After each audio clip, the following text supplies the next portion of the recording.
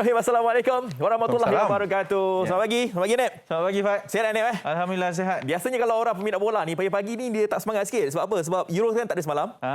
Jadi pagi ni macam lemau ke apa? Dia macam terbalik lah. Sepatutnya waktu rehat tu, kita bertenaga kan. Tapi sebab kita dah biasa dengan biological clock yang kita tukar kan untuk sepanjang Euro ni. Bila tak ada tu, dia jadi macam tak ada something yang buat kita trigger lah pagi-pagi ni. Betul. Ada juga yang macam bila kita dah tahu ada Euro kan. Peringkat kumpulan ke kuarter kan. Kita dah set tau dekat kita punya kepala. Satu pukul 12, satu pukul 3. Jadi apabila dah tak ada game tu, kadang terjaga-jaga macam, hari ni ada game tak? Kan? Fikir macam tu jugalah. Walaupun hari ni hari Senin kan? Pagi hari ni hari Senin, kita telah pun memasuki 5 Julai 2021. Apa khabar semua? Semuanya baik-baiklah. Kita tak nak hari ni hari Senin orang lembik-lembik apa semua kan? Tadi Hanif betul tak? Okay, ni bocor rahsia kejap. Hanif sebelum siaran ni, dia stretching. Betul. Kan?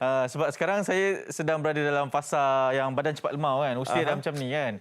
Walaupun tidak dah terlalu berusia lagi, tapi kita dah perlu melihat kepada tubuh badan. Dan kita, yang penting saya tahu, mungkin semua pun tahu bahawa sebenarnya kita yang perlu menjaga diri kita sendiri. Kita tahu keadaan diri kita sendiri.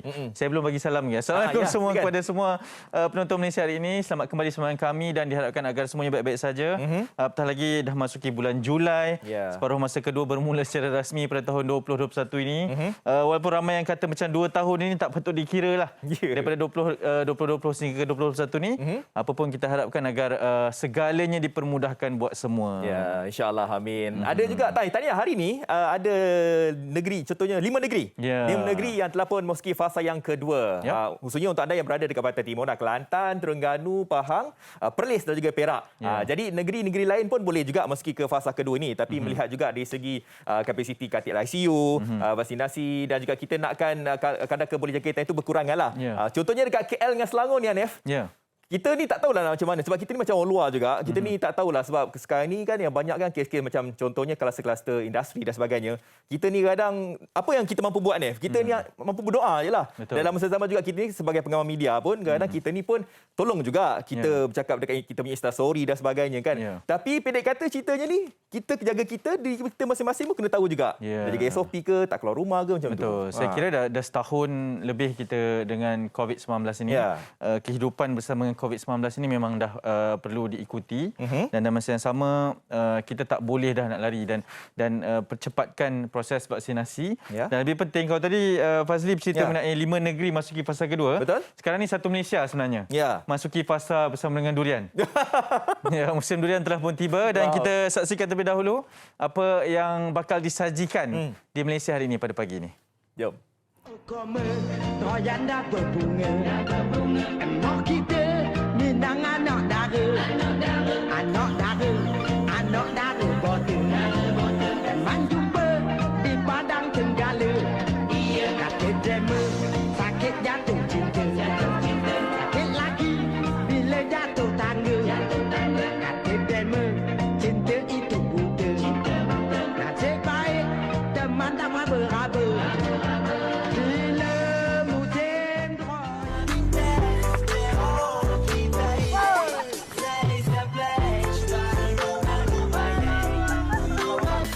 Alright, hai, Assalamualaikum guys. Hari ni aku akan ajar korang macam mana nak buat pimpas.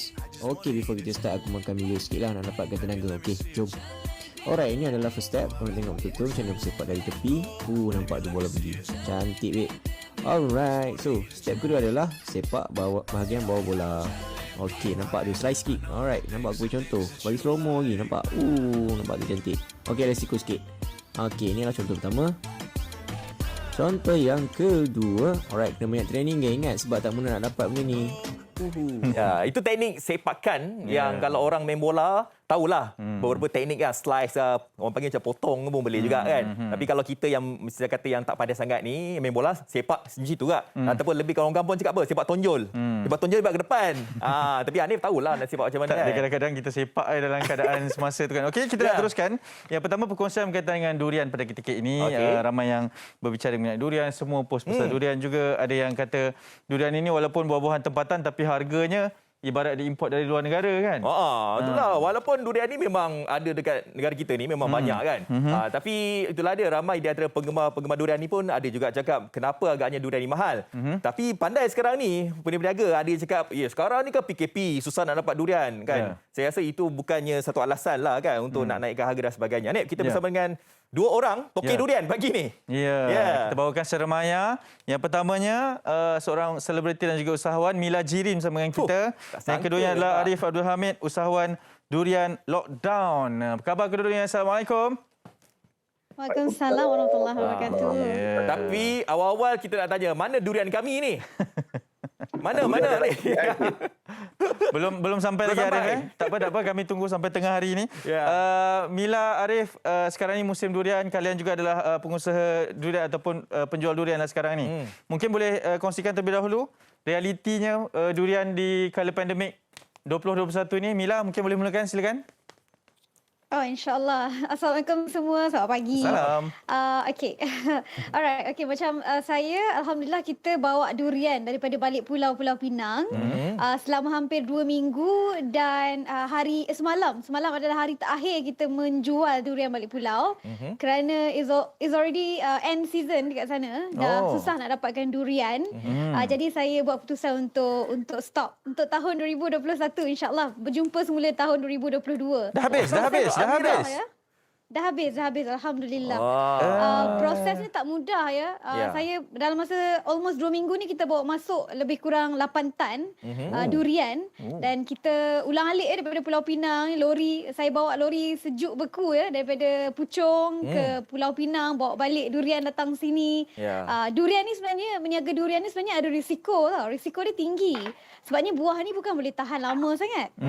Kan? Jadi ada risiko kepada peniaga dan juga sebenarnya saya nak clearkan statement dekat sini. Sebenarnya bukan peniaga tu sengaja nak jual durian tu mahal ya. Disebabkan kita peniaga, sebab kebun tu bukan milik kami ya sebagai seorang peniaga. Kebun tu milik orang lain dan harga yang kita beli juga mahal. Bayangkan ya, untuk 2 minggu kos saya keluarkan dah 133,000 untuk almost 8 tan. Jadi kos dia tinggi. Kos dia tinggi sebenarnya. Bukan sebab kita jual mahal dan profit net yang saya boleh katakan di sini around 8 ke 7% sahaja. Okey. Awal Mila jawab soalan tu Kita belum ke soalan tu lagi. Kan? Yalah, kadang-kadang ada orang cakap kalau nak beli durian ni baik direct pergi dekat kebun. Kan? Tapi sekarang ni mungkin susah lah nak pergi kebun dan sebagainya. Arif, nak tahu Arif tahulah dah berapa lama dah Arif berkecimpung ni dalam penjualan durian ni? Dah lama ke ataupun waktu tahun ni baru nak berniaga ni? Arif. So far durian Lockdown ni baru berusia 2 minggu, sama dengan macam yang Mila cakap tadi, kita pun baru berusia 2 minggu. So tempoh 2 minggu tu macam Mila cakap tadi pun agak mencabarlah untuk kita dengan situasi pandemik sekarang tu semua, dengan harga yang turun naik, dengan yalah, maksud saya logistik tu nak masuk apa semua. So benda tu pun sebenarnya menjadi macam Mila cakap tadi, risiko yang tinggi lah untuk kita. Kadang-kadang buah tu sampai pun kita tak tahu kualiti macam mana, mengambil masa yang lama. Kita ambil pun kita tak ambil sikit-sikit sebab sekarang ni. So kita ambil pun kadang-kadang satu hari kita ambil dalam 1 tan, kadang 800 kilogram. So benda tu pun sebenarnya cabaran yang besar lah di kala pandemik ni untuk durian. Okey, kita nak tanyakan sebab Arif, anda bercerita mengenai cabaran-cabarannya. Okey, pandemik ataupun tidak pandemik, dengan sekarang ni Perintah Kawalan Pergerakan lagi, adakah ianya sebenarnya memberi kesan kepada satu berjualan dan satu kepada harga itu sendiri, Arif, dengan COVID ini? Okey, bagi durian Lockdown kita banyak fokus kepada online. Kita main banyak online sebab kalau nak ikutkan walk-in, kita bukan tidak fokus, tapi bila kita buat online tu dia punya market dia, pasaran dia lebih luas. Saya macam kita berpusat di Sentul, di Kuala Lumpur. Jadi bila kita gunakan platform online untuk jual durian ni, alhamdulillah dia lebih meluas untuk penduduk-penduduk di Lembah Kelang, di Kuala Lumpur, tangguh, kita boleh hantar, kita boleh delivery. So benda tu sebenarnya cabaran dari segi jualan tu tidaklah besar, cuma cabaran dari segi supplier dan juga untuk dapatkan buah-buah yang berkualiti tu agak mencabar pada kami. Ya, okey. Sebab Mila sekarang ni kan susah juga kalau kita tak keluar mana-mana kan. Jadi online je sekarang ni. Mila, seperti mana kita tahu Mila kan sebelum ni kan ialah penyanyi, kayaknya orang cakap macam artis lah kan. Dan kita tahu juga Mila pun sebelum ni pun ada juga menceburi bidang perniagaan, buat catering, perkahwinan dan sebagainya kan. Dan kita faham Mila mungkin mengambil pendekatan ni lah disebabkan sekarang kan tak boleh nak buat wedding kan. Jadi Mila mengambil pendekatan untuk menjual durian ini. Jadi bagaimana Mila boleh mengurat langkah untuk menjual durian ini dan apa mungkin cabaran Mila sebagai salah seorang selebriti yang ingin menjual durian ini? Tak ke orang cakap macam, yalah bolehlah Mila ni artis, senanglah orang nak beli durian Mila kan. Kita ni pedagang biasa je yang tak ada nama. Ke awak yang cakap. Contoh. Okey, macam mana Mila untuk jawab soalan ni? Masya Allah. Okay. Memang sejujurnya perniagaan utama saya Bismillah Wedding Center memang sangat teruk di badai ombak di kala pandemik COVID-19 ni. Tapi itu bukanlah satu alasan untuk saya berdiam diri dan tidak melakukan apa-apa. Saya juga seperti peniaga lain mengambil kesempatan musim durian ni setahun sekali. Macam saya fokuskan kepada durian balik pulau. Jadi setahun sekali lah boleh kita berniaga dengan durian ni. Tapi itulah kebun tu bukan milik saya, milik orang. Jadi ada challenge dekat situ kan, tapi saya mengambil inisiatif untuk terus berniaga walaupun pada tahun lepas tu orang macam tanya saya, betul ke awak nak jual durian kan? Orang macam betul ke awak jual durian? Tapi pada saya tak ada masalah apa pun. Durian ni adalah buah kesukaan rakyat Malaysia, saya sendiri, dan dia macam satu festival tau. Macam pada saya ambil benda ni macam satu aktiviti tahunan, seronok walaupun keuntungan tidaklah besar, tapi seronok kita dapat melihat kepuasan orang makan durian. Ditambah sekarang ni PKP, ramai sangat tak boleh ke Pulau Pinang disebabkan tak boleh rentas daerah negeri dan sebagainya. Jadi saya ambil kesempatan ini bawa mai cakap utara dah ni. Tu dia. Silakan. Pulau. Bawa mai durian balik pulau bagi ke orang kota ni yang merindui durian balik pulau. Tapi malangnya dah habis semalam, masya-Allah kita dah tutup tempahan. Itulah Mila, kita cerita-cerita ni semalam dah habis dah. Boleh order dengan Arif pula insya-Allah. Okey Arif, harapannya secara ringkas. Arif, harapannya secara ringkas dengan kaedah penjualan durian norma baru ni. Online, hantar ke rumah mungkin secara ringkasnya, dan di mana nak dapatkan durian Arif lagi sebab Mila punya dah habis. Arif je sekarang ni tinggal. Durian lockdown. Okey, macam kita kalau macam sekarang ni PKPD, mungkin walk-in di kedai kami di Sentul tu tak boleh datang. Tapi alhamdulillah hari ni hari ketiga kita dalam fasa PKPD. Semalam alhamdulillah kita berjayalah hantar order-order customer yang order durian dengan kita. Sebab platform online ni pada saya sangat mudah untuk kita gunakan. Maksudnya order dengan kita tolong hantarkan durian tu. Sebab tagline durian lockdown sendiri pun adalah duduk rumah makan durian. Itu tagline. Okey. Jadi kepada anda semua jangan lupa lah untuk anda mungkin boleh hubungi Arif lah dan dapatkan durian kan. Sebab Mila pun dah tak ada stok kan, macam mana. Tak apalah. Okey, baik, terima kasih Mila, terima kasih Arif. Okey, kita doakan semoga perniagaan durian berjaya lah nanti, insya-Allah. Sama-sama. Jumpa nanti insya-Allah. Waalaikumsalam. Stay safe. Okey, itu kedua-duanya. Dan sekarang ni Fazli, kita nak saksikan ini kalau kisah yang tadi berkaitan dengan harga. Tapi bukanlah semua, maksudnya di kawasan-kawasan di luar bandar mungkin yang dekat dengan kebun ini, lambakan durian juga dikatakan, dan sehingga membuatkan para pengusaha kebun durian ini menjual durian dengan secara lambak kepada orang-orang kampung. Jadi ada perkongsian ini ingin disaksikan ini di Negeri Sembilan. Jom sama-sama kita saksikan. Jom. Kome royan dah berbunga, emoh kita minang anak dara. Ketibaan musim durian antara masa yang dinantikan oleh penggemar raja buah berkenaan. Bagi peraih durian seperti keluarga Muhammad Nasir Abdul Rashid, musim durian kali ini nyata hambar baginya. Gerainya yang terletak di Jalan Utama Rembau kelihatan agak sepi apabila pelanggan tetap mereka yang rata-rata dari luar daerah tidak dapat datang membeli durian seperti tahun sebelumnya. Untuk itu mereka terpaksa menjualnya pada harga yang lebih murah. Kita terpaksa menjual dengan harga yang murah. Pertama, orang tak berduit nak membeli. Yang kedua, ni buah memang banyak. Memang ni hari-hari gugur. Yang membeli pun ni orang yang hari-hari lalu je. Tak ada ni apa pelanggan-pelanggan daripada luar daerah ataupun luar negeri melalui kawasan ni. Lebih menyedihkan apabila buah durian tidak boleh bertahan lama. Dan bagi mengelakkan ia menjadi busuk, buah yang telah lama gugur akan dilelong pada harga RM5 sekilogram. Namun bagi buah yang tidak terjual, isinya akan diambil dan dijadikan tempoyak. Masuk hari kedua, buah akan pecah.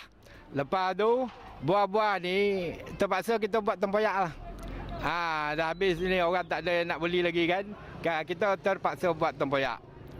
Dan nanti kita akan jual tempoyak lah dengan harga yang berpatutan. Nasib yang sama menimpa Yaakob Mis yang mengusahakan kebun tanaman durian seluas 2 hektar di Kampung Sungai Timun, Negeri Sembilan. Hampir 2 minggu, durian di kebunnya sudah mulai gugur, namun masih gagal untuk mendapat tempat di pasaran. Peraih yang biasa berurusan dengannya tidak dapat datang untuk mengambil bekalan. Ekoran tidak mempunyai kebenaran untuk merentas negeri. Permintaan banyak tapi orang nak datang tu tak dapat lah. Maknanya jual dekat-dekat kampung je lah, kat rumah orang yang datang je lah. Nak bawa jauh tak boleh. Bagi Rozilawati Zainal, seorang pembekal makanan, dia membeli durian daripada Yaakob demi memastikan pelanggannya mendapat durian yang segar dan berkualiti. Assalamualaikum. Salam. Nak tengok durian, Bang Ha? Secara tidak langsung dia juga dapat membantu pekebun kecil seperti Yaakob untuk meneruskan kelangsungan hidup. Selain dapat menyediakan apa yang permintaan pelanggan saya, di samping itu juga saya dapat menyokong pekebun-pekebun kecil macam Pak Yaakob ni dapat jual dia punya produk, sebab kita tahu dalam keadaan PKP ni orang luar susah nak masuk, dan permintaan durian ni pun sangat tinggi, tapi pemasaran tu sukar. Jadi dengan cara ni kita masing-masing boleh membantulah pekebun kecil yang berada sekitar kita. Yang pasti kehadiran pandemik COVID-19 sejak lebih setahun lalu telah memberi kesan kepada setiap peringkat ekonomi negara. Untuk itu, semua rakyat perlulah saling bekerjasama dalam menangani pandemik ini bagi memastikan kesejahteraan hidup masyarakat setempat terpelihara.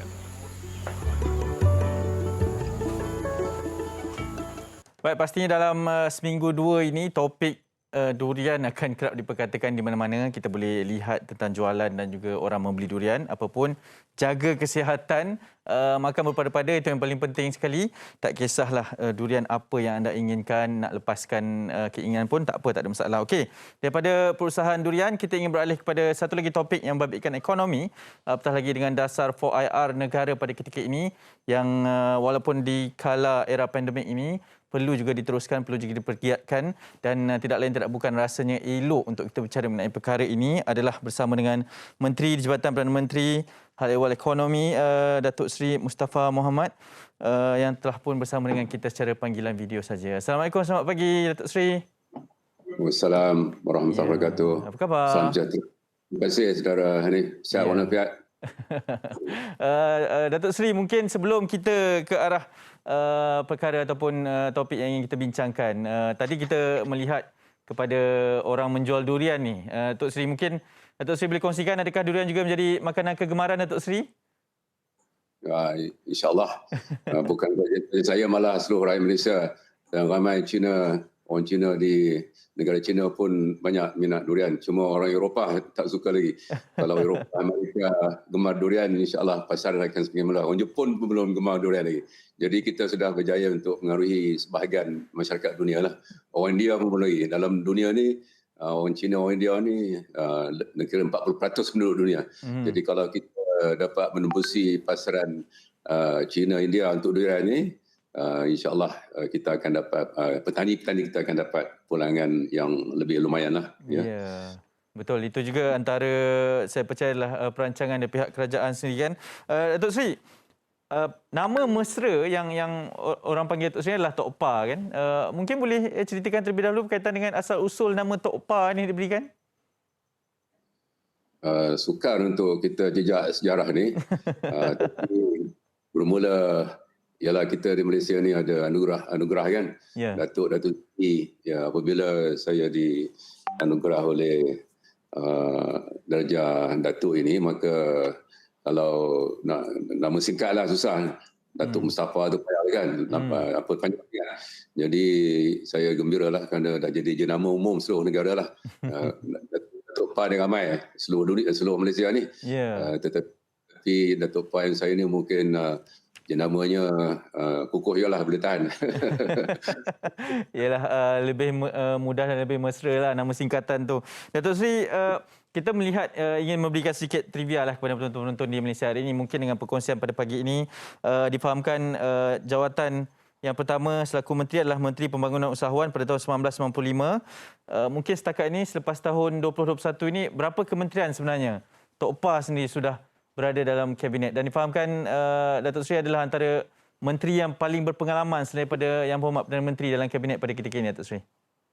Alhamdulillah, saya bersyukurlah diberi peluang untuk berkhidmat bagi rakyat Malaysia. Ini merupakan cita-cita ramai kita lah, bukan saya seorang, ramai yang berminat untuk menyumbang kepada negara, dan saya dengan kehendak Allah ditakdirkan untuk mencurah bakti dalam yang politik ni. Jadi dah 6-7 tempat lah saya pergi.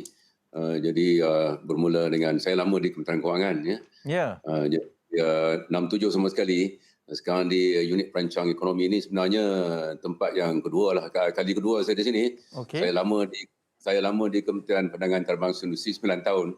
Itu paling lama lah. Yang paling singkat saya Menteri Pertanian, cuma setahun. Saya tak sempat nak bangunkan durian dengan hebatnya seperti mana hari ini.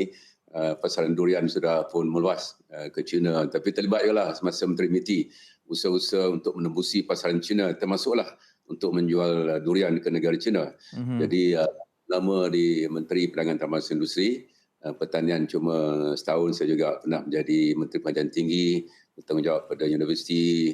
Itulah antara pengalaman-pengalaman yang Hanif sebut tadi. Saya pernah menjadi Menteri Usahawan lah. Masa itu mungkin Menteri Usahawan yang pertama di dunia lah. Belum ada negara dunia yang ada satu kementerian bernama Kementerian Usahawan, 1995 ya. Sekarang ni dah jadi di Malaysia ni sudah menjadi kementerian yang penting. Dulu 1995 belum ada lagi. Sekarang ni beberapa negara di dunia sudah pun ikut contoh Malaysia dengan Kementerian Usahawan. Usahawan ni termasuklah untuk membangunkan ialah usahawan kecil dan sederhana, ya, franchise ya. Jadi saya bersyukurlah dapat berinteraksi dengan usahawan dewan-dewan perniagaan Melayu, Cina, India umpamanya. Itu antara tugas saya 95 lah. Jadi alhamdulillah saya bersyukur diberi peluang untuk berkhidmat bagi negara Malaysia tercinta. Sekarang kali kedua lah saya kembali ke unit perancang ekonomi ni. Okey, Datuk Seri dah kembali, maksudnya alang-alang kita dah bercerita mengenai usahawan ini, kita ingin teruskan dengan perbincangan yang ingin dimaklumkan. Mungkin satu perkongsian yang menarik juga kepada rakyat Malaysia pada pagi ini, terutamanya mereka yang sangat berminat dengan revolusi perindustrian keempat negara ini, dan telah pun dilancarkan pada 1 Julai 2021 dasar 4 IR negara. Sebelum kita pergi jauh, apakah mungkin boleh diberikan maksudnya terlebih dahulu, Datuk Seri, silakan. Pertamanya saya nak kait dengan durian Cik Nasir tadi sebelum ini. Jadi kalau kita kaitkan revolusi industri keempat ini, ia meliputi penggunaan teknologi, penggunaan digital. Kalau kita tengok durian lah, daripada kita tanam durian, bijinya, cara kita gunakan baja, pemasaran.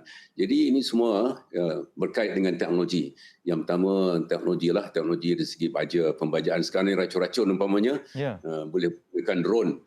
Dan kalau kita memasarkan keluaran kita gunakan teknologi digital. Itu contohlah bagaimana revolusi industri keempat ini sebenarnya berada dengan kita lah dalam kehidupan harian. Jadi sebelum kita pergi ke tempat ni, kita yang pertama tahun 1730 lah, lebih kurang sekitar tahun 1760. Masa itu kuasa air dan wap digunakan. Dulu kalau kita nak pergi, kita guna kapal layar dulu, nak belayar daripada satu tempat ke tempat. Kita baca buku sejarah lah. Itulah cara pelayarannya untuk menemui benua-benua baru seperti Amerika ke Afrika ke Australia ke, guna kapal layar. Jadi dengan adanya air dan wap ini, itulah permulaan lah, ya, maknanya dalam perkapalan, ya. Dan ini bukan sahaja memudahkan pergerakan manusia, tapi barang-barang juga, ya. Kereta api umpamanya menggunakan teknologi air dan wap. Itu yang pertama. Revolusi yang kedua ialah penggunaan kuasa elektrik lah. Ini juga telah merevolusikan industri, bukan sahaja rumah kita, tetapi industri pembuatan menggunakan elektrik. Yang kedua, itu sekitar tahun 1830. Sekitar tahun 1970, revolusi yang ketiga ni, penggunaan elektronik dan teknologi maklumat, IT kita kata. Itu kira-kira 50 tahun dahulu. Itu revolusi yang ketiga.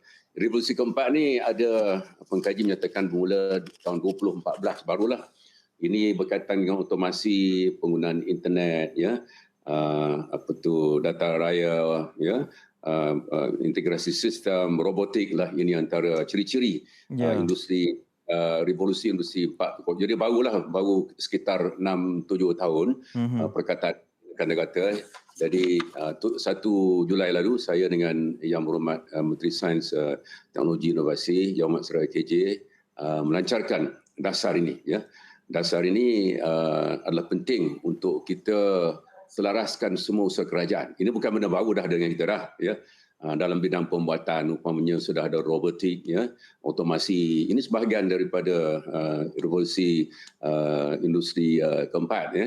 Jadi dengan dasar revolusi industri 4.0 ni, kita dapat gabungkan segala usaha kita, ya. Kita bertindak sebagai dengan keadaan yang terselaras. Umpamanya kita sudah ada dasar sains dan teknologi, diperkenalkan tahun 2013 lagi. Dan akhir tahun lepas kita perbarui dasar itu meliputi tahun 2021 hingga 2030. Jadi dasar industri revolusi 4.0 ini adalah kesinambungan kepada beberapa yang telah, termasuklah dasar pendidikan negara yang beri penekanan kepada sains dan teknologi. Jadi dasar ini adalah satu dasar yang penting untuk kita laksanakan, di mana kita sepadukan segala usaha dalam kerajaan, bukan sahaja Kementerian Sains, tetapi juga Kementerian Pendidikan, Pengajian Tinggi, Kementerian Perdagangan dan Transformasi Industri, seluruh kerajaan malah, ya. Kita semua bertanggungjawab untuk memastikan Malaysia tidak tertinggal di belakang lah bila kita bercakap tentang teknologi, termasuklah robotik dan otomasi, ya. Sekarang ni kilang-kilang dah, kau biasa dah. Robot-robot ni banyak dibuat di negara China, negara Jepun. Jadi kalau dulu nak buat kereta tu umpamanya, kita kena welding lah. Welding ni kita timpalan ni, kita guna tangan, lepas tu kita guna mesin CNC. Sekarang ada robot. Itu sebagai contoh lah. Revolusi industri 4.0 ni, kalau tengok industri kereta, dulu guna kudrat manusia, ya. Angkut sana, lepas tu kita guna banyak barang-barang elektronik, ya, umpamanya mesin CNC. Sekarang ni dah robot banyak, dah robotik lah. Industri Malaysia pun dah banyak robot dah digunakan dalam industri. Itulah sedikit pencerahan kalau kita nak kupas dalam bahasa yang mudah, apa itu industri 4.0. Jadi bermula tahun 1760 dengan penggunaan kuasa air dan wap, dulu kapal layar. Lepas tu kita ada kuantum steamboat. Tahun 1830 sekitar kita ada elektrik, ya. Lepas tu 50 tahun dahulu kita ada elektronik dan teknologi maklumat.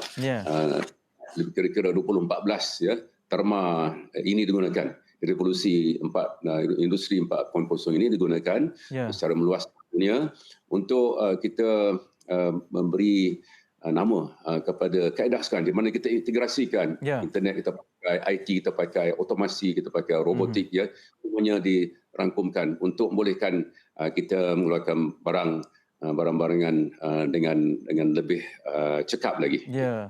Datuk Sri, saya tertarik apabila Datuk Sri katakan mengenai robotik tersebut. Ada juga dilaporkan berkaitan dengan satu teknologi AI, robot yang dicipta di pasar ayam di Aman Jaya Ipoh kan. Ianya membantu di sana. Okey Datuk Sri, apakah sebenarnya dasar 4.0 ini, 4IR ini, sasarannya, bagaimana yang membantu dasar negara, dan lebih penting apakah garis masanya Datuk Sri untuk melaksanakan dasar ini?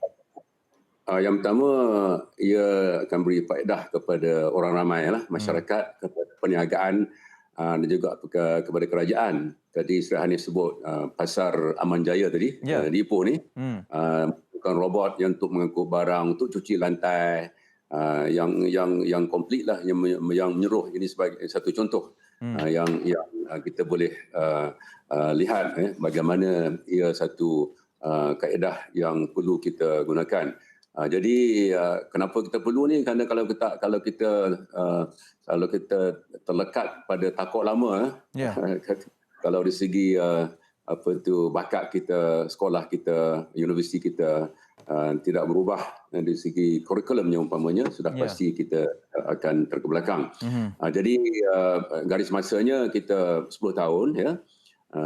Sekarang ni, hari ni sampai hujung tahun depan ni, kita lebih kepada untuk meningkatkan kesedaran, keinsafan betapa perlunya kita berada atas landasan untuk kita menerima teknologi sebagai satu perkara yang wajib. Kita menjadi sebuah negara maju. Kita nak jadi sebuah negara yang berpendapatan tinggi. Patut tahun lepas lah 2020, ya. Tapi dengan banyak cabaran kita hadapi, termasuklah COVID-19, maka mengikut anggaran Bank Dunia mungkin sekitar 24 hingga 2027. Jadi untuk menjadi sebuah negara berpendapatan tinggi. Kalau tengok Jepun umpamanya, Jepun ke Korea ke China, ya. Jepun ni dulu tak berapa hebatlah teknologi ni. Tapi sekarang Toyota, NEC, Mitsubishi, syarikat gegasi. Kalau tengok Korea, ada Samsung, kita pakai telefon pintar umpamanya, ada Hyundai, kereta di China, Huawei. Ini antara gegasi-gegasi. Dulu negara-negara ini tak hebat dalam bidang teknologi. Tapi sekitar 50-60 tahun dahulu, bila negara-negara ini benar-benar ada dasar untuk memajukan teknologi melalui universiti dan juga pendidikan, maka hari ini negara-negara ini, kalau tengok Korea Korea Selatan dah maju, Jepun dah lama dah, China pun sudah menjadi negara yang semakin hebat. Jadi peringkat pertama ni, 2 tahun ni kita nak tingkatkan kesedaran, termasuklah melatih bakat. Yang kedua, kita nak pastikan ialah perniagaan kerajaan. Kalau bidang kerajaan, kita nak pastikan bahawa kerajaan menggunakan teknologi. Umpamanya kita tengok tentang big data analytics ataupun analisis data raya.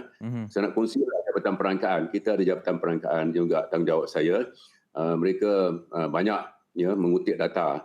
Baru ni mereka buat pembentangan dengan saya mengenai kajian yang mereka buat tentang kemalangan di tempat kerja. Jadi kerana menggunakan kaedah baru ni, BDA ataupun Big Data Analytics ni, analisis data ni, membolehkan kita dapat maklumat dengan pantas. Jadi kita tahu kecederaan di mana, di tangan ke, di lengan, di kaki ke, tempatnya di mana, negeri mana. Jadi dengan adanya kita dapat, kalau dulu nak kutip data ni, kita pakai ramai orang pergi sana sini, mungkin berbulan-bulan. Sekarang ni dalam masa 2-3 hari, kita dapat data mengenai kemalangan di tempat bekerja. Jadi ini penting untuk kerajaan mengurangkan kemalangan. Ini contohlah. Jadi dalam tahap kedua, 2023 sampai 2025, kita nak pastikan kerajaan digitalkan jugalah, ya. Maknanya perkhidmatan kerajaan kita nak pastikan lebih. Sekarang banyak dah perkhidmatan kerajaan yang sudah digitalkan, tapi kita belum berpuas hati. Dan kita nak 2025 ni, mengikut blueprint kita, setiap penjawat awam hendaklah mahir dalam bidang IT ni. Boleh, maknanya yang pertamanya perkhidmatan kerajaan digitalkan, dan sudah pasti penjawat awam perlulah mahir dalam bidang IT itu menjadi kewajipan kita. Seterusnya fasa terakhir sampai 20, 26, 30, Itu kita nak majulah dalam bidang teknologi. Termasuklah kita nak wujudkan orang-orang Malaysia sendiri yang mampu untuk wujudkan teknologi. Sekarang kita pasal Huawei ke Ericsson ke Samsung ke semuanya dah berluar. Kita ni pengguna teknologi. Tak banyaklah, malang sekali negara kita ni. Tak banyak yang kita tak mencipta teknologi.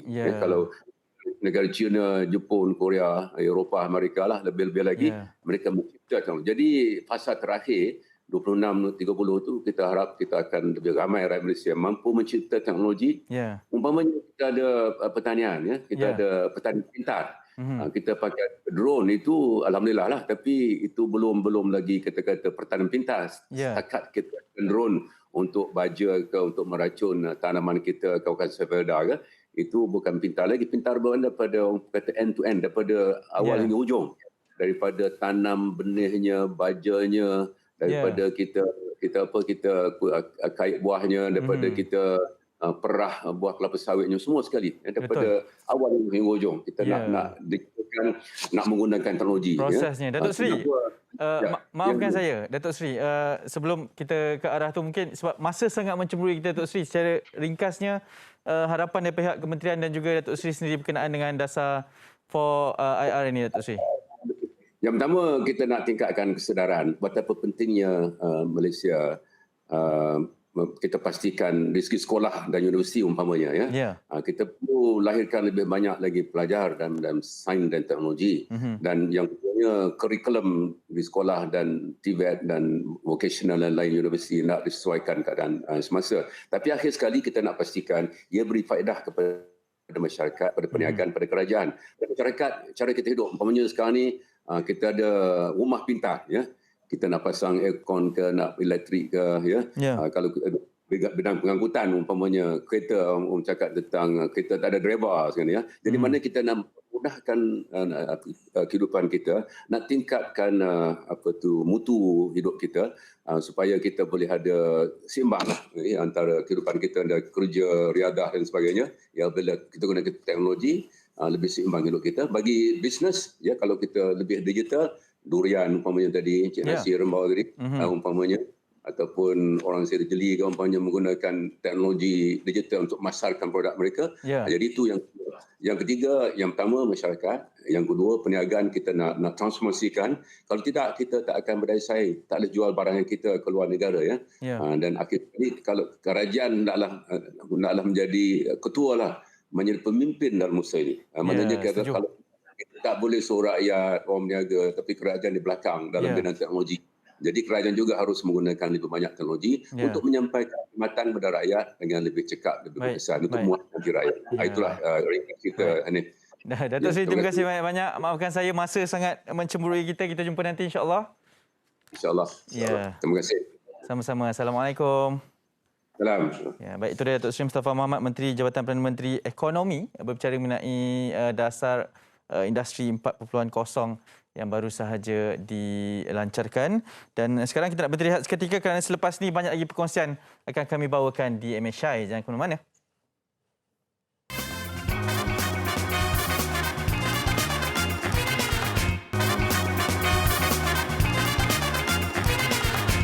Okey, kembali bersama kami di Malaysia hari ini. Sekarang kita nak teruskan perkongsian pada pagi ini bersama dengan AC Agrotex yang Berhad, bersama dengan Ketua Pegawai Eksekutif yang berada bersama dengan kita secara panggilan video, iaitu Encik Abdul Halim Khairi Abdul Aziz. Assalamualaikum, selamat pagi. Waalaikumsalam warahmatullahi wabarakatuh. Khabar Hanif? Alhamdulillah sihat. Encik Khairi sihat? Alhamdulillah sihat. Selamat pagi. Saya dah tadi berkenan dengan baju yang dipakai oleh Encik Khairi ni bersama kita di MSI. Terima kasih kerana sudi bersama kami. Mungkin ia ingin berbicara dengan lebih lanjut berkaitan dengan ibadah korban yang bakal menjelang tidak lama lagi. Mungkin yang pertamanya kita semak terlebih dahulu. Kita soalan yang pertamanya berkaitan dengan kenapa perlunya ibadah korban ni, Encik Khairi? Okey, baik. Bismillahirrahmanirrahim. Yang pertama, kita berbaki lagi lebih kurang 14 hari lagi untuk kurban. Jadi kita digalakkan untuk membuat kurban ni pada setiap tahun. Allah ada sebut dalam surah Al-Hajj ayat ke-34, Allah bagi tahu bagi setiap umat yang diutuskan ke atas muka bumi ni, ada caranya Allah ajar mereka untuk mengucapkan syukur kepada Allah SWT dengan cara menyembelih binatang. Dan bagi tuan-tuan dan puan-puan yang berada di rumah, kita kena tahu yang daging dan juga darah-darah yang disembelih itu dia tak sampai dekat Allah, tapi yang sampai dekat Allah adalah takwa yang berada dalam diri kita. Jadi berbalik kepada soalan Hanif tadi, kenapa kita kena berkorban ataupun apa maksud korban? Korban ini adalah kita ada dua roh yang kita nak cuba sampaikan. Yang pertama, kita nak cuba letakkan diri kita supaya rapat dengan Allah SWT seperti dengan perkataan korban itu sendiri. Dan yang kedua, ada roh yang kedua iaitu kita nak rasa sacrifice. Bila sebut sacrifice ni, dia rasa terkorban lah. Jadi bila sebut terkorban ni, kita kena keluarkan harta kita sedikit untuk kita membeli seekor ataupun sebahagian haiwan korban dan kita berkorban.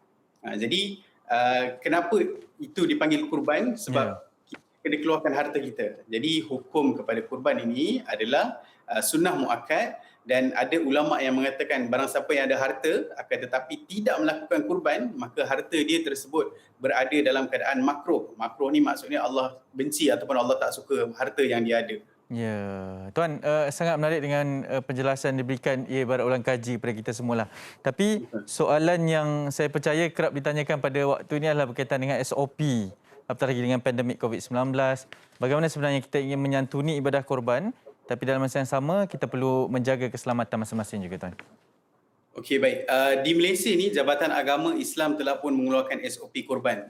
Seperti yang kita tahu, di Malaysia ni dia punya tadi kalau pasal durian kita rasa macam satu festival. Jadi korban pun sama, dia ada satu perasaan dia yang perlu dinikmati beramai-ramai. Akan tetapi pandemik COVID-19 ini menyebabkan kita tak dapat nak bergotong royong, tak dapat nak turun beramai-ramai menyaksikan darah kambing ataupun lembu yang dialirkan tersebut. Jadi kita perlu berjaga-jaga. Akan tetapi ada alternatif yang mana ada syarikat yang buat ibadat kurban ni di luar negara, terutamanya ada macam-macam negara lah.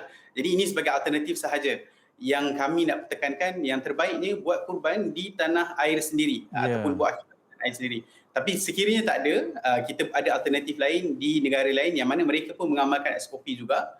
Dan juga negara-negara yang mengamalkan kurban yang mendapat sambutan ni, mereka dapat agihan daging itu kepada orang yang memerlukan. Malaysia pun perlukan juga, akan tetapi disebabkan kita punya SOP kita mungkin agak ketat. Jadi kita terhad nak sembelih kambing mungkin 20 ekor lembu, saya 20 ekor dan yang boleh datang 5 orang sahaja yang boleh bertugas. Jadi agak sukar untuk menguruskan ibadah kurban kalau dengan jumlah yang sikit lah. Ya, betul. Bercerita mengenai tadi diberkatakan tentang Akikah Center yang mengamalkan ataupun ada keistimewaan berkorban melalui Akikah Center di Mekah. Mungkin Tuan boleh kongsikan kepada mereka yang rindu nak ke Mekah ataupun yang belum pernah menjejakkan kaki lagi ke sana, apa keistimewaannya? Baik, Arif. Jadi kalau di Akikah Center ni, kami sebagai satu syarikat yang menjadi alternatif kepada rakyat Malaysia dan juga seluruh dunia untuk melaksanakan ibadah kurban dan juga akikah di Tanah Suci Mekah. Jadi kenapa kita pilih Tanah Suci Mekah ni? Sebab ada 3 faktor yang besar. Yang pertama dari sudut penjagaannya. Ada veterina yang selak gigi, nak tahu umur cukup ke tak, badan sihat ke tak. Lepas tu sembelihannya mengikut SOP dunia, bukan sahaja sewenang-wenangnya. Dan yang ketiga yang paling penting saya nak sampaikan, kenapa kita buat dekat Mekah ni? Sebab kerajaan Saudi menguruskan daging-daging lebihan ni setelah dia memberi kepada orang-orang fakir miskin di sana. Mereka juga memberikan kepada lebih 20 negara Islam yang memerlukan. Jadi selain daripada dapat pahala kurban di Tanah Suci Mekah, dapat juga memperpanjangkan pahala kita untuk bersedekah di 20 negara ataupun lebih 25 negara Islam yang memerlukan seluruh dunia. Jadi bukan sahaja kita memang dekat Malaysia memerlukan juga, tapi kita dapat juga pahala yang sama, iaitu memanjangkan pahala bersedekah tersebut. Ya, betul. Jadi difahamkan sembelihnya di Mekah tapi manfaatnya kepada lebih 20 negara yang lain, betul ya? Betul. Ya. Okey, Tuan, jadi apa yang diberikan tawaran oleh Akikah Center ni kalau ingin dikongsikan kepada penonton MSI pada pagi ini? Okey, baik. Bagi penonton MSI yang berada di rumah, sekiranya anda berminat untuk bersama dengan kami untuk melakukan kurban di Tanah Suci Mekah, kita ada harga promosi pada hari ini, asalnya RM570 tapi harga promosi RM499 seekor kambing. Dan siapa yang mendaftar pada hari ini akan menerima sijil penyertaan dan juga penyaman udara Rindu Raudah. Dan kita bagi special siapa yang berdaftar dan membuat pembayaran sepanjang hari ini, kita bagi sejadah gebooking Ini sebagai free gift saja, sebagai penghargaan kepada tuan-tuan dan puan-puan yang berada di rumah yang menyertai kurban dengan Akikah Center dan mendaftar sepanjang hari ini. Kita buka pendaftaran sehingga 19 Julai. Jadi boleh cepat-cepat ke laman web kami akikahcenter.com ataupun hubungi nombor yang tertera di skrin. WhatsApp sahaja, tak perlu call sebab kita terhad nak angkat telefon. Jadi anda boleh WhatsApp nombor yang tertera di skrin dan atau boleh terus ke website kami. Dan sekiranya ada ejen-ejen kami yang sedang komen di ruangan komen di Facebook, anda boleh juga terus mendaftar melalui ejen kami seluruh Malaysia. Jadi mereka akan terus membantu anda untuk melaksanakan ibadah akikah dan juga kurban di Tanah Suci Mekah. Wow, jadi maksudnya semua sudah bersedia untuk bersama-sama menjayakan program ini. Tuan, terima kasih banyak kerana sudi bersama kami pada pagi ini. Baik, insyaAllah. InsyaAllah nanti kita jumpa lagi. Encik Abdul Halim Khairi Abdul Aziz, Ketua Pegawai Eksekutif AC Agrotech Sdn Bhd. Assalamualaikum. Waalaikumsalam warahmatullahi wabarakatuh. Terima kasih kerana sudi bersama kami. Okey, mungkin sekarang ini kita nak teruskan perkongsian. Kalau saya berada di sini, sahabat saya berada di sana. Silakan Fazli. Okey, baik. Terima kasih Hanif. Ani jangan risau, tak ada durian pun kat sini. Kalau durian nanti saya pas kat Hanif. Okey, hari ini memang dekat Malaysia hari ini ataupun di program Malaysia hari ini banyaklah kita nak bercakap tentang durian kan. Dari pagi sampailah tengah-tengah program, segmen dan sebagainya. Okey, kita bercakap pasal durian ni. Saya pasti dahulunya para peniaga durian yang nak menjual durian kan. Mereka ni menjalankan urus niaga secara fizikal sahaja. Tidak secara dalam talian ataupun online. Tetapi sedarkah kita sekarang ini kan kita nak memacu ke arah teknologi digital kan. Jadi saya percaya peniaga-peniaga durian sekarang ini pun dah pun menjual durian menerusi platform digital. Okey, jadi kita nak bercakap berkenaan dengan e-Belanjawan 2021 bersama dengan agensi di bawah Kementerian Komunikasi dan Multimedia ataupun MDEC. Kita terus saja bersama dengan Puan Surina Syukri, CEO ataupun Ketua Pegawai Eksekutif MDEC. Assalamualaikum Puan Surina. Waalaikumsalam. Selamat pagi. Selamat pagi. Puan Surina gemar makan durian? Gemar sungguh. Saya excited pagi ni. Kita dah setengah jam ni kita cakap pasal durian. Itulah pasal. Bukan saja durian. Durian jual online pula tu. Memang my area kan. Ya, betul. Jadi saya pasti pihak MDEC pun ada beberapa inisiatif ataupun ada beberapa program lah untuk membantu golongan usahawan ni. Dan saya percaya tatkala pandemik ni kan ramai di antara peniaga-peniaga yang terkesan kan, termasuk juga peniaga-peniaga secara online ataupun dalam talian ini. Mungkin ada inisiatif yang dibangunkan daripada pihak MDEC sendiri ataupun mungkin ada, saya difahamkan ada inisiatif e-Dagang Belanjawan 2021. Permulaannya mungkin Puan Surina boleh kongsikan tentang perkara itu? Ya. So nyata dengan jelas dalam keadaan pandemik ni dan dunia yang semakin hari semakin digital, meneruskan perniagaan secara online lah adalah salah satu aspek gaya hidup digital kan. So kerajaan dan MDEC kita memahami kesulitan yang dihadapi oleh peniaga-peniaga dalam keadaan PKP ni yang menjejaskan perniagaan. Oleh itu kami bersama dengan rakan-rakan agensi lain dan terutamanya dengan rakan-rakan industri ingin membantu peniaga-peniaga untuk berniaga secara online. Kempen ini meneruskan usaha-usaha pendigitalan yang kita telah mulakan pada tahun lepas dan sebenarnya pada tahun lepas pun kita telah adakan kempen ini pada kali pertama di bawah pakej rancangan penjana.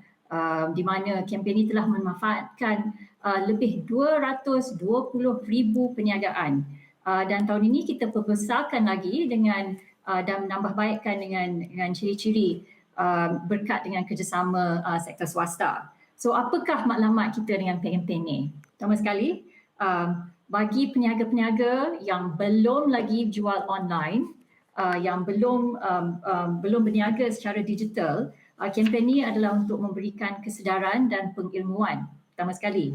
Jadi dengan bekerjasama dengan 32 platform-platform digital seperti Grab, seperti Lazada dan lain-lain, kita bersama-sama untuk memberikan kesedaran dan pengilmuan kepada peniaga-peniaga yang belum lagi berniaga secara online. Itu pertama. Kedua, kepada peniaga-peniaga yang sudah berniaga secara digital, kempen ini bertujuan untuk memberi bantuan secara memberi pengurangan kos pemasaran dan juga secara dengan memberikan diskaun, memberikan rebate, free shipping, mengurangkan kos pemasaran dan sebagainya. Dan ketiga, kempen ini juga akan disuplementkan dengan Shop Malaysia Online untuk melariskan lagi juga, untuk menggalakkan pembeli-pembeli membeli barang-barang buatan tempatan. Sebagai contoh, tahun lepas kempen Shop Malaysia Online saja berjaya meraih jualan sebanyak 1.87 bilion ringgit. Dan ini untuk peniaga-peniaga tempatan. Jadi sasaran kita pada tahun ini, kita nak onboardkan yang peniaga-peniaga yang belum lagi jual digital, 50,000 sasaran pada tahun ini, dan 30,000 daripada itu peniaga-peniaga wanita. Dan harapan kami kita melalui kempen ini kita dapat mempertingkatkan lagi jualan-jualan peniaga tempatan.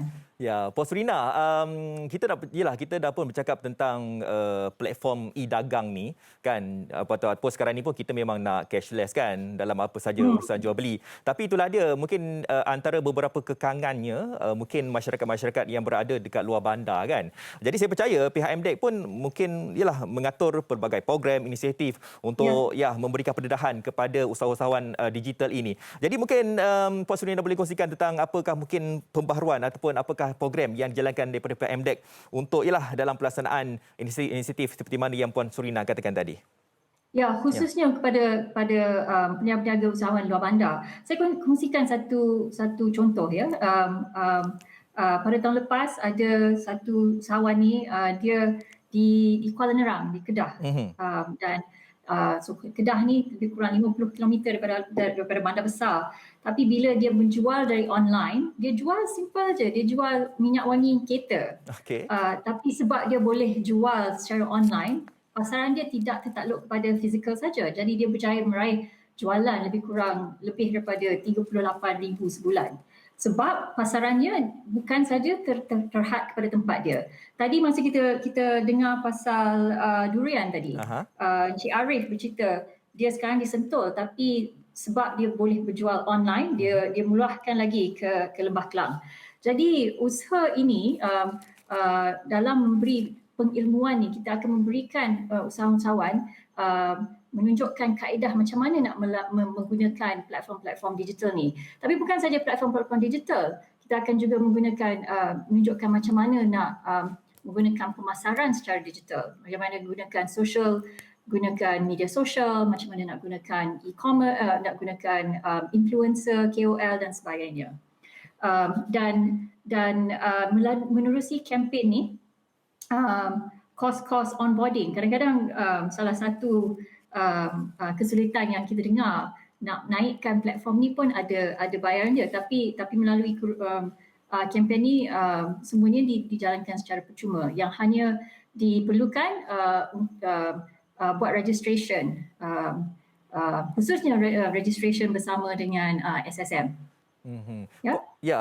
Bagaimanakah program yang telah pun dibuat daripada pihak MDEC ni mampu untuk memacu perniagaan? Sebab saya percaya usahawan ni kadang-kadang mereka ada target mereka yang tersendiri, dan andai kata mereka ini mungkin menyertai program ataupun inisiatif yang dijalankan daripada pihak MDEC, saya rasa perniagaan mereka ini akan pergi ke pasaran global. Jadi pasarannya terlalu luas sekali. Bagaimana Puan Surina tentang perkara ini?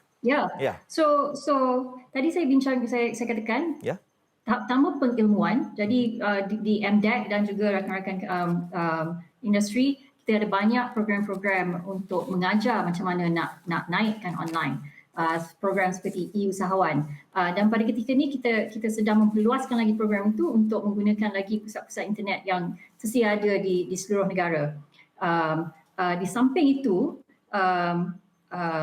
untuk menyediakan lagi usahawan-usahawan ni, bila dia dah digital, lepas itu banyak lagi benda-benda yang boleh memperluaskan perniagaannya. Seperti kalau you dah digital tu, lepas tu data-data tu boleh kita kumpulkan untuk boleh business tu kumpulkan untuk fikirkan yang mana customer yang lagi laris, kita targetkan yang tu. So inilah salah satu contoh program Go e-commerce yang tersedia ada ni. Ya, betul. Kadang-kadang kita ni banyak program sebab kerajaan sebenarnya banyak memberikan bantuan-bantuan berbentuk inisiatif-inisiatif kepada para usahawan ni. Tetapi kadang-kadang ada usahawan tu yang tertinggal kan, Puan Surina. Jadi pendekatan daripada PMDEC ni saya percaya dapatlah membantu mereka ni meluaskan lagi pasaran mereka. Dan apabila mereka melihat Malaysia hari ni, saya rasa mereka yang mana berniaga ni kadang mereka nak tahu juga mungkin ada syarat-syarat yang dikenakan kepada mereka ni untuk menyertai inisiatif ataupun program MDEC ini. So syaratnya mesti berdaftar dengan SSM, itu saja. Bila lepas itu saja. So melalui kempen ni kami telah menyediakan 32 rakan-rakan industri yang akan menolong dalam proses pendigitalan dan e-commerce ni.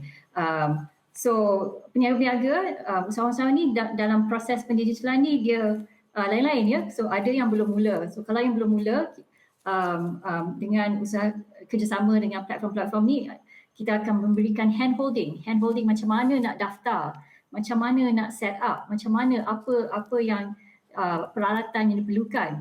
Lepas tu bila sokongan perniagaan, training macam mana nak buat business planning dan sebagainya. So dengan kerjasama platform-platform yang kita telah uruskan ni, yang itu diberikan. Lepas tu bagi mereka yang telah pun lebih fasih di antara 32 platform ni, ada juga platform yang khusus, iaitu khusus untuk food delivery. Jadi kalau you dah biasa jual tapi tak boleh nak macam yang peniaga durian tu, I'm sure you can find menerusi Grab boleh jual durian, dan kerajaan pun telah memberikan dari kempen ni kita kos penghantaran dan kos pemasaran telah pun dikurangkan, dan malahan ada setengah-setengah platform ni diberi secara percuma. Bagi syarikat-syarikat yang dah ada jual tapi dia tak ada e-wallet, so kita pun membuat salah satu kita ada partnership dengan syarikat e-wallet juga. Dan juga tadi Encik Fazli sebut dan juga Tok Pa juga sebut, bagi syarikat-syarikat yang dah fasih, dah expert sikit dan melalui e-commerce ni kita boleh pasaran dia seluruh dunia, boleh jual ke seluruh dunia. Ya, betul. Okey. Diharapkan anda semua bolehlah menyertai inisiatif ataupun program yang telah pun dijalankan daripada pihak MDEC ini. Okey, untuk menyokong kempen ini, saya percaya branding ataupun penjenamaan begitu penting sekali untuk menarik minat para usahawan mikro ini kan, untuk menyertai kempen-kempen ini. Dan untuk mereka yang ingin menyertai program ini, saya percaya pihak MDEC pun ada berkolaborasi ataupun bekerjasama dengan rakan-rakan e-dagang yang lain untuk menarik minat ramai untuk menyertai program menjalankan inisiatif ini. Bagaimana itu, Puan Surina? Ya, betul sekali. Secara brandingnya, kita mulakan dengan Go e-commerce. Jadi untuk nak simplify, mulakan perjalanan anda dengan Go e-commerce di layanan web MDEC, dan dari situ boleh dihubungkan dengan rakan-rakan e-commerce yang lain. Okey, baik. Pada anda semua, jangan lupa untuk anda menyertai kempen ataupun program inisiatif yang dijalankan daripada pihak MDEC ini. Dan yang terakhir sekali, mungkin Puan Surina boleh kongsikan harapanlah agar kita semua menyertai inisiatif e-Belanjawan 2021 pihak MDEC ini. Silakan. Ya, saya rasa perniagaan secara online inilah norma baru, dan lagi cepat kita boleh berjual dan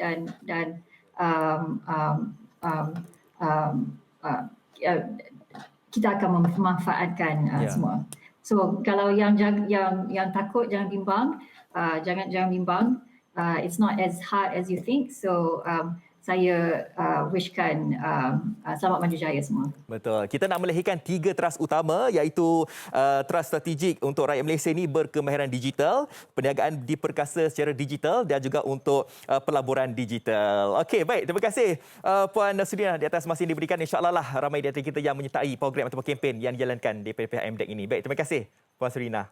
Terima kasih. Okey, Assalamualaikum. Baik, itu dia. Kita telah pun bersama dengan Puan Surina Syukri, Ketua Pegawai Eksekutif MDEC. Jadi kepada anda semua yang mana usahawan secara platform e-dagang ataupun digital ini, ambillah peluang ini untuk anda memasarkan produk anda. Dan bukan sahaja pasaran anda ini untuk pasaran tempatan, dan anda boleh ke pasaran global nanti. Baik, kita nak berhenti berehat. Kejap lagi kita nak bercakap tentang Euro 2020 bersama dengan tetamu kita, Aiman Roshizam ataupun Aiman Sukaichi. Sebentar lagi di MHI.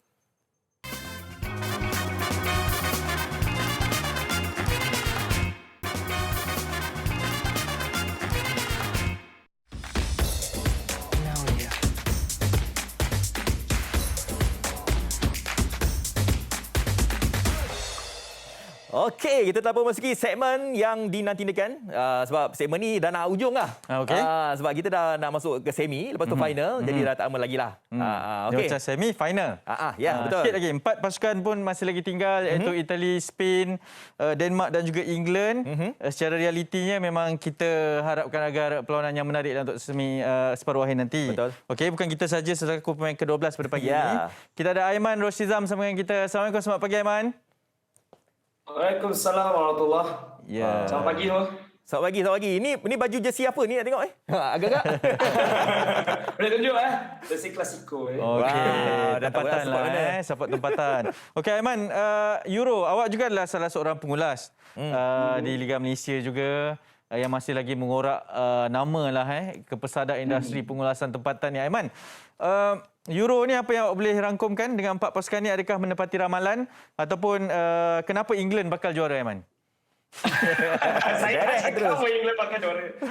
Tapi bagi saya ini Euro yang penuh dengan kejutan dan penuh juga dengan transisi ataupun perubahan yang ditonjolkan oleh pasukan-pasukan. Kita nampak zaman transisi di mana permainan sudah pun berubah. Kalau dulu lebih kepada permainan sayap ataupun total football di mana pemain-pemain bertukar-tukar tukar-tukar posisi sama mereka, tapi sekarang ini banyak yang lebih kepada permainan 3 pemain pertahanan ataupun sistem wing back, dan kemudiannya kurangnya kebergantungan kepada hanya seorang number 9 saja. Kadang-kadang ada juga pemain sayap yang akan menjadi pemain serangan yang akan bertukar-tukar posisi front three itu. Jadi ini boleh saya cakap sebagai satu kejohanan yang mana ini akan menjadi satu zaman transisi dan lebih banyak lagi pasukan yang akan menirulah corak permainan pasukan-pasukan yang ada di dalam Euro tahun ni lah. Okey, jadi Aiman, alalang kita dah cakap tentang corak perlawanan ataupun pertandingan Euro 2020 ni ataupun corak perlawanan untuk edisi kali inilah kan. Saya percaya dulunya orang mungkin adalah mengatakan bahawa sebuah pasukan itu kalau nak menuju kemenangan kan, nak kutip 3 mata tu, kadang mereka ni lebih kepada tumpuan teamwork. Tapi ada juga untuk Euro kali ini ada yang kata bahawa ianya lebih bersifat kepada individual. Jadi okey, kita terus saja nak bawakan perlawanan tumpuan Itali menentang Sepanyol nanti. Ada yang kata nanti Spinazzola injured, tak dapat nak main lawan Sepanyol. Adakah ianya juga menjejaskan momentum Itali nanti nak menentang Sepanyol? Aiman? Ya, sudah semestinya. Sebab kita nampak permainan Itali yang berubah sejak kemasukan Roberto Mancini setelah mereka gagal ke Piala Dunia sebelum ni. Kemasukan Roberto Mancini mengubah Itali daripada sebuah pasukan defensif kepada sebuah pasukan yang sangat-sangat seronok untuk ditonton. Dan ianya lebih banyak dibantu dengan attacking fullback, di mana Spinazzola yang sebelum ini sebenarnya merupakan seorang pemain sayap tapi diubah corak permainannya menjadi seorang pemain fullback, seorang pemain left back, dan kemudiannya menggunakan kelebihannya untuk naik ke atas melakukan serangan, dan itu membuatkan beliau meletup-letuplah di Euro kali ini sebab tak ramai yang memperkatakan tentang Spinazzola ataupun pemain-pemain wingback yang lain seperti mana yang kita nampak di Denmark adanya Joachim Mæhle. Joachim Mæhle seorang lagi fullback yang cukup mahir menyerang, boleh juga menjadi pemain sayap. Jadi nampaknya pemain-pemain seperti ini akan menjadi sangat-sangat penting untuk pasukan. Jadi dengan ketiadaan Spinazzola yang dengarnya cedera selama 6 bulan. Jadi ini akan sedikit sebanyak merencatkan rekod Itali yang sangat-sangat cemerlang dan mereka perlu untuk mengubah sedikit taktikal mereka kerana mungkin mereka terpaksa menggunakan pemain seperti Emerson yang sebenarnya kurang minit permainan tetapi juga merupakan seorang pemain back kiri yang boleh menjadi seorang pemain yang menyerang. Aiman, suara macam serak-serak sikit baru lepas mengulas ke apa ni? InsyaAllah mengulas dalam 17 hari juga. So semalam baru habis hari keempat. Jadi dah kena slow down recover sikit. balik lah. Okey, Aiman, saya ada satu soalan ataupun mungkin ini mungkin sesi pemahaman kita sebab Aiman ni dia sangat hebat dalam pronunciation nama-nama pemain Eropah tau. Saya pun tak detail macam dia. Mungkin pemain Denmark Aiman yang masih tinggal lah sebab Denmark yang masih tinggal. Mungkin awak boleh ajar kita satu tutorial. Kita ada 30 saat je Aiman. Okey, so Denmark ada beberapa nama pemain yang sangat-sangat susah untuk disebut. Contohnya kapten yang jadi hero ketika Christian Eriksen rebah Simon KJAER. So ramai yang sebutnya Simon Jar, Simon Kjaer. Tapi sebenarnya sangat-sangat mudah Simon Kjaer. Sebab AE tu dia membuatkan jadi A. Sama seperti Joachim Mæhle. Joachim Mæhle. Tu sebabnya sebutannya begitu. And then huruf yang ada titik titik 2 di atas, contoh O titik 2 di atas, U titik 2 di atas, biasanya akan ada bunyi seakan-akan E ataupun dia macam ke dalam sikit, macam penjaga gol simpanan mereka, Jonas Lössel, ataupun pemain Jerman yang sudah pun tersingkir, Thomas Müller, ataupun player yang dah tak ada lah, Mesut Ozil contohnya. Okey. Okey, baik. Aiman, terima kasih banyak kerana sudi bersama kami. Siapa pilihan awak ni untuk juara ni? Daripada 4 pasukan ni sangat-sangat susah. Itali, Spanyol, Denmark, England sangat-sangat hebat dalam kejohanan ni. Tapi bagi saya terpaksa akui lah. Mungkin It's Coming Home lah. Okey, cantik. Awak adalah kawan kita. Aiman, terima kasih banyak. Okey, baik. Terima kasih Aiman. Okey. Tapi kadang-kadang England ni dia kadang janji palsu tau. Betul. Kita dah awal-awal kan masa mereka kumpulan satu gol kita 4-0 kan Ukraine. Tahu tak nanti kadang England ni bila kita dah macam support tiba-tiba mungkin. England selalu macam tu. Okey, baik. Itu mungkin antara perkara kita tak nak menabur janji ataupun harapan. Tapi apapun 4 pasukan ini saja yang tinggal. Kepada peminat-peminat bola sepak, esok akan kembalinya peringkat separuh akhir di antara pasukan Itali dan juga Spanyol. Itu separuh akhir yang pertama dan kemudian pertembungan di antara pasukan Denmark dan juga England. Itu yang akan dibawakan. Jadi kepada peminat-peminat semua, saya percaya salah satu lagi nasihat saya adalah termasuk kepada diri saya sendiri juga. Pastikan rehat itu cukup, barulah kita boleh layan bola. Makan bola, tidur bola, minum bola dengan secukupnya. Okey, rehat secukupnya dan pastikan kita sokong dengan berpada-pada. Okey, kalau dah bersedia kita ingin bersama dengan Fazli sekali lagi yang telah pun beralih dari posisi pertahanan kepada menyerang di sana. Silakan. Okey, alright. Terima kasih Hanif. Okey, kita nak bercakap berkenaan dengan Yayasan Budi Ihsan Malaysia, kembara korban 1001 Asnaf. Cakap tentang program-program korban lah ni. Okey, jadi kita terus saja bersama dengan Ustazah Dato' Dr. Nur Hafizah Musa, Duta Kehormat Yayasan Budi Ihsan Malaysia. Assalamualaikum, Ustazah Dato'. Waalaikumsalam warahmatullahi. Alhamdulillah. Saya doakan semoga Datuk sihat dekat sana macam saya dah Hanif dekat sini Datuk. Masya-Allah, sama-sama saling mendoakan insya-Allah. Amin. Datuk, boleh kongsikan tentang program ini dan pendek ceritanya kenapa agaknya mereka ni harus menyertai program yang dianjurkan daripada pihak YBIM ini sendiri. Silakan Datuk. Ya, Yayasan Budi Ihsan Malaysia adalah sebuah pertubuhan amal yang bukan baru tapi telah ke depan ke tengah masyarakat.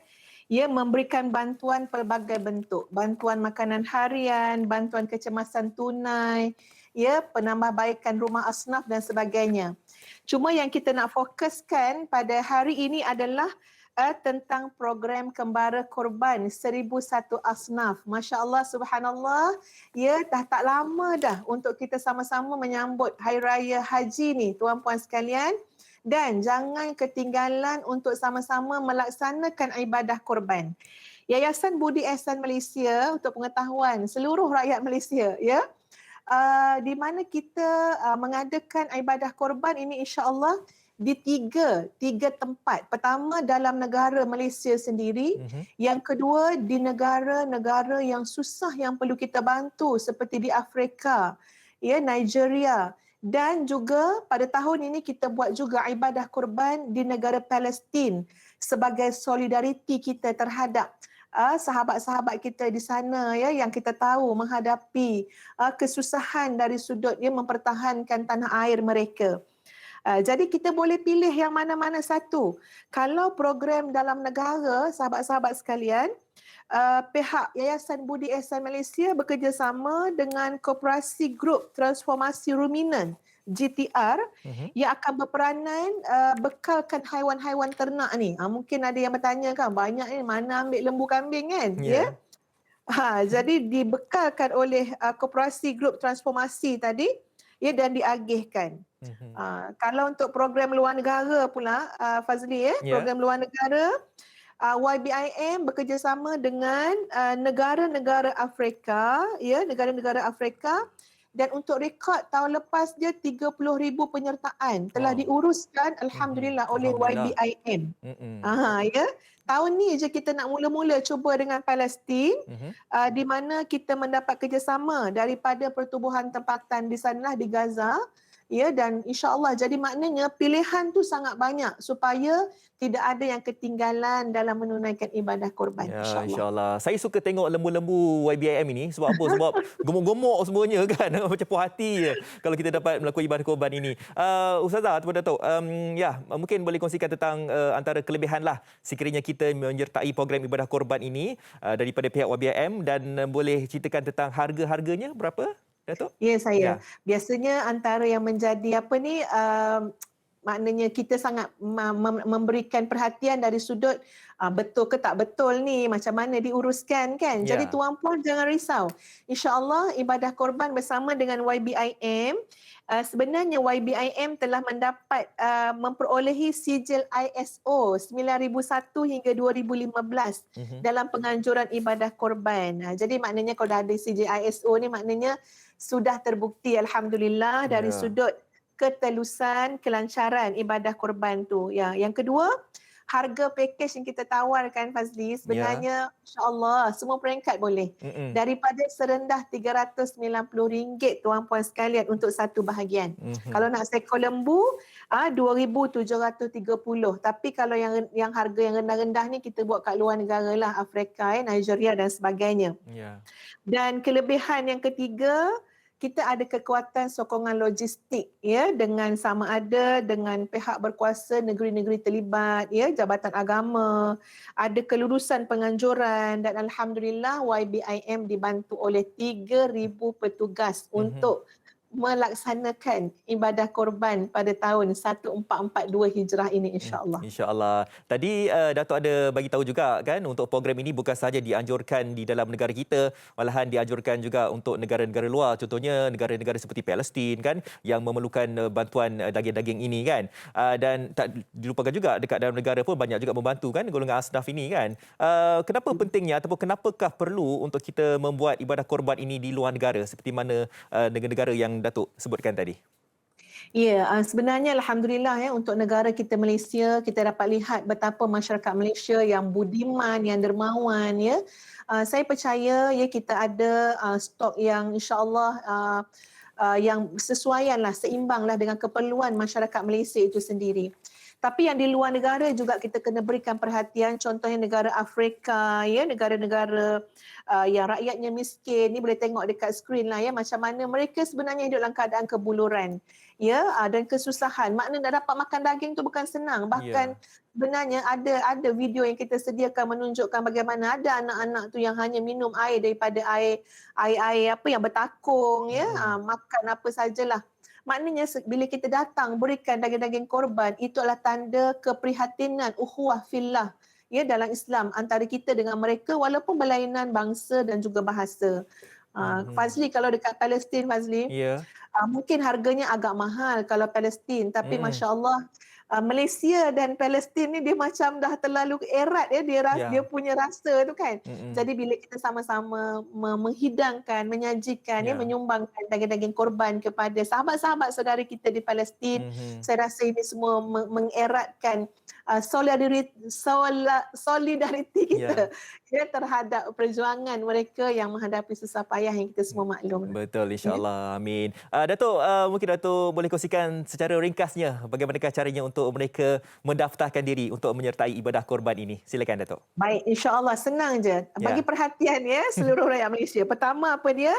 Telefon saja pada nombor yang tertera di skrin tuan-puan sekalian ataupun layari website kami www.ybim.org.my atau tuan-puan boleh imbas QR code yang dipaparkan di skrin TV.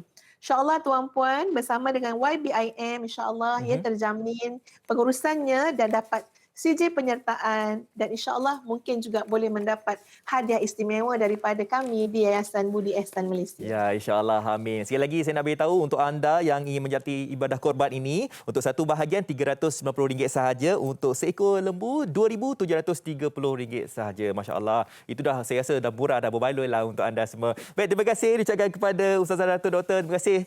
InsyaAllah lah sama-sama kita menyertai ibadah program ini. Assalamualaikum. InsyaAllah. Waalaikumsalam warahmatullahi wabarakatuh. Okey, baik, jadi kepada anda semua, senang saja kalau anda tak sempat untuk salin nombor telefon ataupun nombor akaun tersebut, anda imbas saja QR code seperti mana yang dipaparkan sebentar tadi untuk anda mendaftarkan diri anda dan seterusnya untuk anda menyertai ibadah program ini. Baik, tadi kita telah pun bersama dengan Ustazah Dato' Dr. Nur Hafizah Musa, Duta Kehormat Yayasan Budi Ihsan Malaysia ataupun YBIM. Kita dah berhenti berehat seketika, jangan ke mana-mana.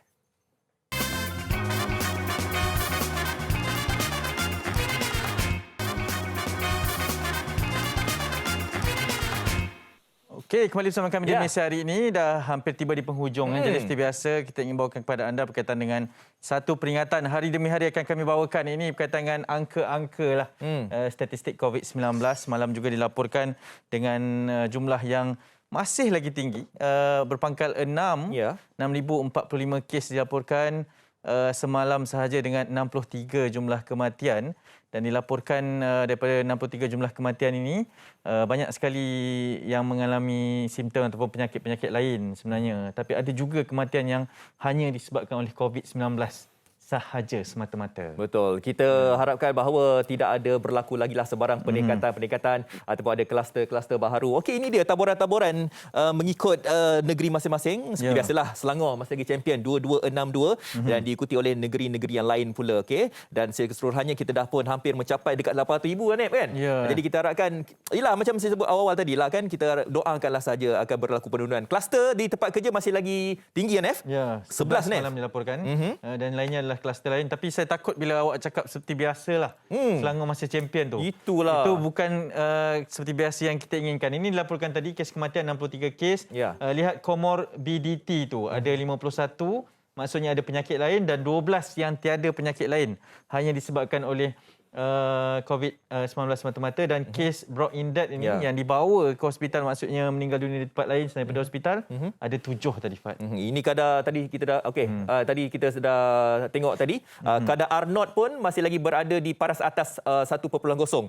Kita jangkakan akan berlakulah purata penurunan di bawah 1.0 baru kita dapat mencapai ke fasa yang kedua untuk negeri-negeri yang belum lagi mencapai fasa tersebut. Okey, kita nak tinjau beberapa perkongsian di Dada Akhbar, terutamanya di Berita Harian terlebih dahulu. Kita mulakan di halaman hadapannya. Ini berkaitan dengan beberapa perkongsian guna strategi gelembung tutup kawal kluster industri dan juga tumpahan bahan kimia dari stor haram cair cemar Sungai Kulai. Itu di Berita Harian. Ya, yang menjadi pilihan penerbit adalah di atas itu, iaitu Perdana Menteri kita Yang Berhormat Tan Sri Muhyiddin Yassin yang dikabarkan semakin stabil dan kesihatannya bertambah baik. Dan atas nasihat doktor, PM kita kini berada di hospital untuk terus mendapatkan rawatan antibiotik intravena dan keadaan beliau stabil dan bertambah baik insya-Allah. Kita doakan seluruh rakyat Malaysia akan mendoakan kesihatan Yang Berhormat Perdana Menteri dan kita. Dan di halaman 3 adalah berkaitan dengan usaha Alpa patuhi SOP elak risiko penularan baharu. Ini adalah berkaitan dengan pelan pemulihan negara yang telah pun dikuatkuasakan bermula pada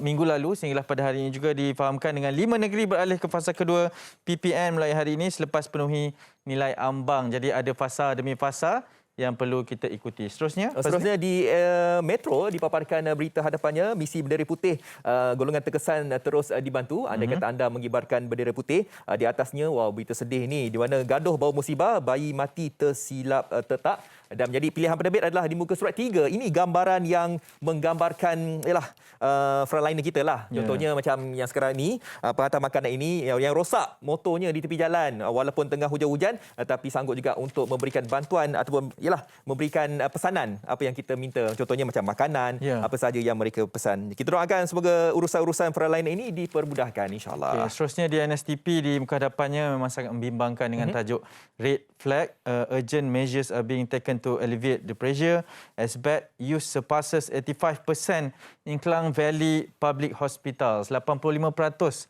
telah pun dipenuhi di Hospital Lembah Kelang. Saya baru saja retweet satu video di Twitter saya memaparkan keadaan semasa di Hospital Kelang tahu. Memang sangat membimbangkan dengan keadaan sekarang ini. Jadi berjaga-jaga semua. Betul. Dan kita nak kongsikan terakhirnya, Fazli. Ya, kita ada drama terbaru, The Slot Diandra, iaitu single Terlalu Lama di TV9. Dengarkan, cinta antara Andy dan Jasmine kian berputik hari demi hari. Adakah pilihan Andy kali ini tepat dan adakah Jasmine akan bahagia bersama Andy? Saksikan kisah cinta mereka dalam single Terlalu Lama. Gandingan hebat Ungku Ismail dan Julia Farhana dan ramai lagi. Setiap Isnin hingga Khamis 8.30 malam di TV9. Saksikan juga di Astro 149 dan saluran MyFreeview 109. Itu versi kami lah. Kalau dengan versi yang betulnya boleh dengarkan di kaca televisyen anda. Jadi kita kot-kot lah boleh cuba ya, Fazli. InsyaAllah kan. Okey, kita dah sampai ke hujungnya. Kalau anda nak makan durian tu berpada-pada sebab durian ni ada potensi yang tinggi. Takut-takut kita boleh pening, panas badan kan dan sebagainya. Dan 3 ulas durian sebenarnya bersamaan dengan 3 pinggan nasi.